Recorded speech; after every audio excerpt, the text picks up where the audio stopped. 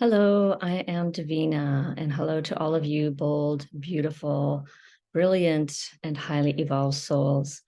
Today I'm going to talk about indirect fawning. So, fawning as in people pleasing. And I'm sure many of you already know a lot about people pleasing and fawning. And yeah, it is very extremely deep conditioning it takes time to get out of. And this morning I was just sort of contemplating on how we fawn our narcissistic parent or parents in indirect ways, because a narcissist demands that admiration and validation that they're great and they're wonderful. And I thought, I didn't really do this directly to my mother. I never said, "Mother, you're wonderful," or "Mother, you're so great," or "You're such a great caregiver." Of course, I didn't say these words. So how did I get that point across to her? Um, and of course, I was forced into this. It's forced fawning. Um, but I was forced into fawning because she was already, of course, abusing and neglecting me. And so the only reason why humans fawn is because they are scared to death. They're literally in terror. They're in a place of terror. And I sometimes use the example of kidnapping. If you were kidnapped and you couldn't run and you couldn't fight, you're only left with fawning or pretending you're dead. There's not many choices. So this is literally when we are terrified, scared for our own lives, and we don't see any other way of protecting ourselves. So how do we show that our parents are doing well? Well, we don't protest and we don't complain. So it's kind of more like what we're not doing sometimes. But I do have a list here of some examples that I thought of. One, because I was also thinking about my therapist, and I fawn my therapist, right? She asked me a question and I automatically answer that question, not even thinking like I have a choice in the matter. Like I just automatically answer a person's question. And this is a kind of fawning. So this is one way we are basically, forced into answering their questions, even if we don't want to answer that question. So they are in control. It's like an interrogation, situation where we just answer questions. Another one, we're also forced to obey and conform in many, many ways, even though it goes against our own values and our own inner true selves. We don't have a choice. We are forced to go along with how things are done in the family. Whatever that way is, we just need to go along because we know the consequences if we don't go along is more punishment, more shaming, more ridicule and criticism. So we go along with it, even when that is not our own way. That is not how we would do things. Our way is not respected. We smile, of course, we smile a lot. And you probably look at pictures of yourself as a child going, "Wow, I'm smiling all the time." Yes, we are smiling all the time, even when inside we are hurting or we are sad or we are, in distress. We still put a smile on our face like, "Everything's okay, Mom.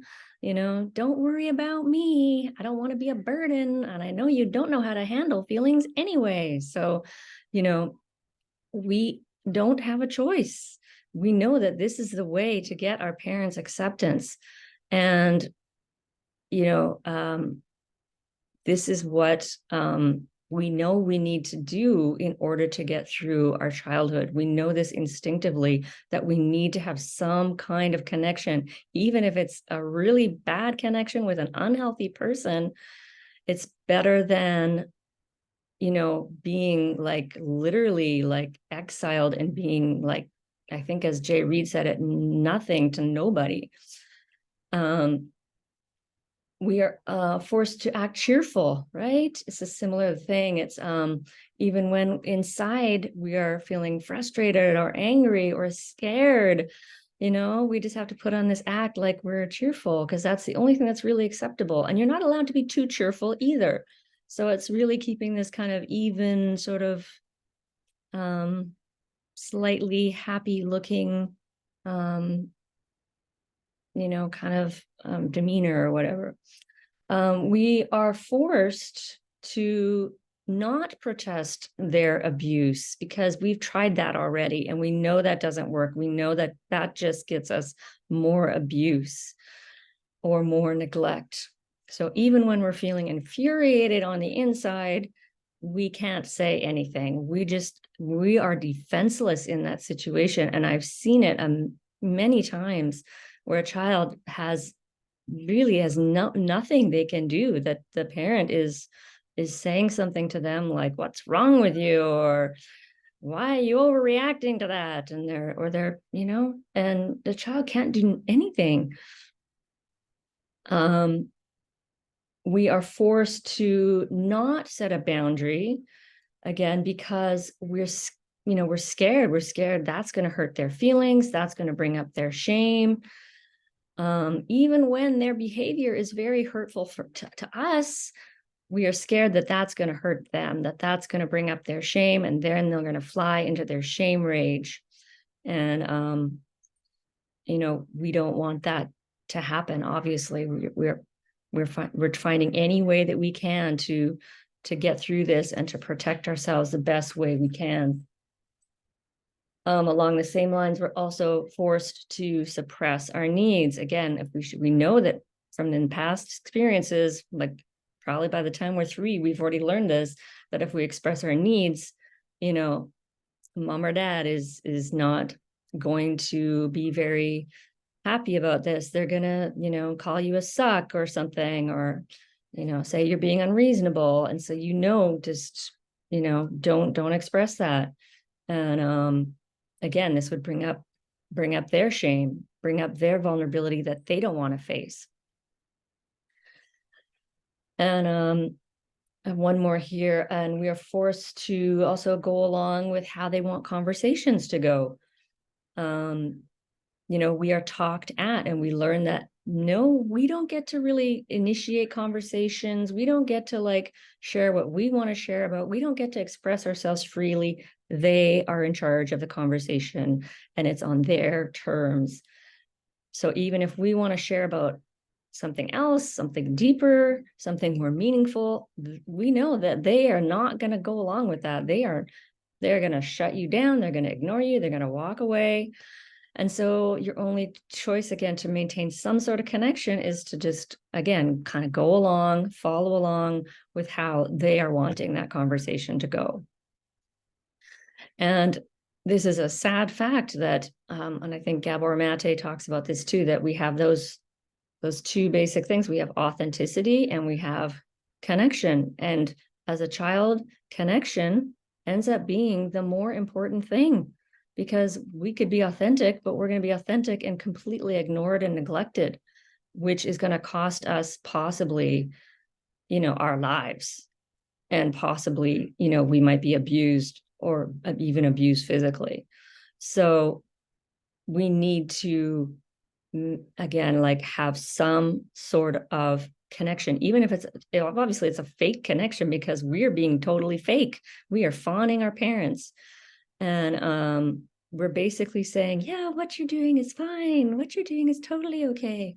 This is what we're saying in an indirect way. I really like you just the way you are. I accept you just the way you are, mother.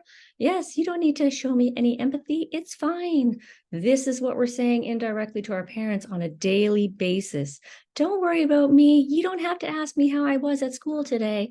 Yeah, my needs aren't really important, mother. Yeah, you just go and do your thing. This is what we're saying all the time. And I'm just realizing more so how this comes across in so many of the things, this kind of very indirect kind of fawning. It's very kind of insidiously programmed into probably every fiber of my being. And it's like taking layers and layers and layers off, like thousands and thousands of layers of this conditioning to fawn. It takes so much time and so much work. Yeah, so much just self-awareness to see that, what we're doing, and it's not your fault. It's really important, because I know that sometimes I feel ashamed when I'm fawning, and I feel like, oh, I'm such a pathetic person because I'm fawning this person and I don't have any boundaries, and I feel like a weak kind of loser. But you're not a loser, and you are in fact a freaking genius for surviving that childhood and coming out of it without turning into a narcissist. Your sensitivity, your awareness, your brilliance, your awareness of subtleties, this is what got you through. And some part of you like held on to the true you. There was a piece of you that survived that true self. So yes, you did it. If you're here listening to this, you're a winner. You're a winner. So fawning was an adaptive thing, and it takes time to recover from this strategy, because our little inner child is still so scared, so frightened, and just to honor that fear. And thank you very much for being here. I really appreciate all of you. Wishing you many blessings on your journey of healing and awakening. And I'm Davina, Boldness Blooming. Thank you for watching.